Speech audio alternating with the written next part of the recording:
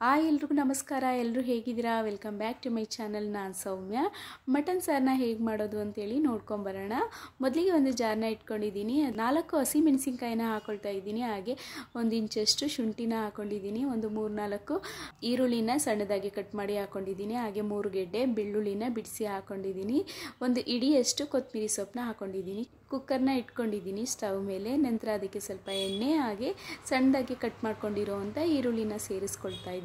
ಹಾಗೆ ಸ್ವಲ್ಪ ಟರ್ಮರಿಕ್ ಪೌಡರ್ನ ಸೇರಿಸ್ಕೊಂಡು ಒಂದು 3-4 ಸಲ ಕ್ಲೀನಾಗಿ ತೊಳ್ಕೊಂಡಿರೋವಂಥ ಮಟನ್ನ ಸೇರಿಸ್ಕೊಳ್ತಾ ಇದ್ದೀನಿ.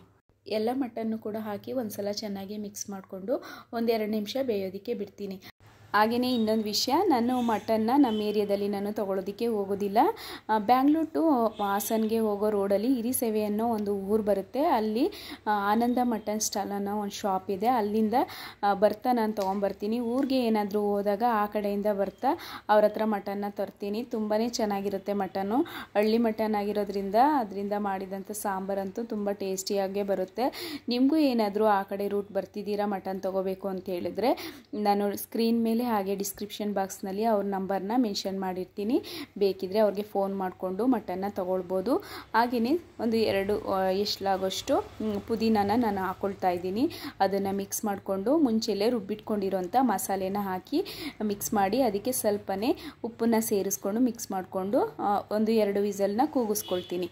ಹಾಗೆಯೇ ಒಂದು ಜಾರನ್ನ ಇಟ್ಕೊಂಡಿದ್ದೀನಿ. ಅದಕ್ಕೆ ಸ್ವಲ್ಪ ತೆಂಗಿನಕಾಯಿ ತುರಿ ಹಾಗೆ ಅರ್ಧ ಕಪ್ ಆಗೋಷ್ಟು ಕಡಲೆ ಹಾಗೆ ಒಂದು 2 ಮೀಡಿಯಮ್ ಸೈಜಲ್ಲಿರೋ ಟೊಮೆಟೊನ ಹಾಕ್ಕೊಳ್ತಾ ಇದ್ದೀನಿ. ಹಾಗೆ ಸ್ವಲ್ಪ ಚಕ್ಕೆ ಹಾಗೆ ಒಂದು 5-6 ಲವಂಗನ ಸೇರಿಸ್ಕೊಂಡು ಒಂದು ಅರ್ಧ ಕಪ್ ಆಗೋಷ್ಟು ಸಾಂಬಾರು ಪೌಡರ್ನ ಸೇರಿಸ್ಕೊಂಡಿದ್ದೀನಿ. ನಾನಿಲ್ಲಿ ಸೇರಿಸ್ಕೊಂಡಿರೋಂಥ ಸಾಂಬಾರು ಪೌಡರು ಹುಳಿ ಸಾಂಬಾರು ಪೌಡರ್ನೇ ಹಾಕ್ಕೊಂಡಿದ್ದೀನಿ.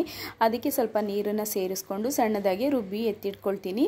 ಸಾಂಬಾರು ಪೌಡರ್ ಬದಲಿಗೆ ಚಿಲ್ಲಿ ಪೌಡರು ಧನಿಯಾ ಪೌಡರ್ನ ಸೇರಿಸ್ಕೊಳ್ಬೋದು. ಅಷ್ಟರೊಳಗೆ 2 ವಿಸಲ್ ಕೂಗಿತ್ತು. ನಂತರ ಎಲ್ಲದನ್ನು ಒಂದ್ಸಲ ಚೆನ್ನಾಗಿ ಮಿಕ್ಸ್ ಮಾಡಿ ರುಬ್ಕೊಂಡಿರೋ ಅಂಥ ಖಾರನ ಅದಕ್ಕೆ ಸೇರಿಸ್ಕೊಳ್ತಾ ಇದ್ದೀನಿ. ಎಲ್ಲದನ್ನು ನೀಟಾಗಿ ಇನ್ನೊಂದ್ಸಲ ಮಿಕ್ಸ್ ಮಾಡಿಕೊಂಡು ಅದಕ್ಕೆ ಎಷ್ಟು ಬೇಕು ನೀರು ಅಷ್ಟನ್ನು ನೋಡಿಕೊಂಡು ನೀರನ್ನು ಸೇರಿಸ್ಕೊಳ್ತಾ ಇದ್ದೀನಿ. 1 ಸ್ಪೂನ್ ಆಗೋಷ್ಟು ಚಿಲ್ಲಿ ಪೌಡರು 1 ಸ್ಪೂನ್ ಆಗೋಷ್ಟು ಧನಿಯಾ ಪೌಡರ್ನ ಸೇರಿಸ್ಕೊಂಡು ರುಚಿಗೆ ತಕ್ಕಷ್ಟು ಉಪ್ಪನ್ನು ಸೇರಿಸ್ಕೊಂಡಿದ್ದೀನಿ.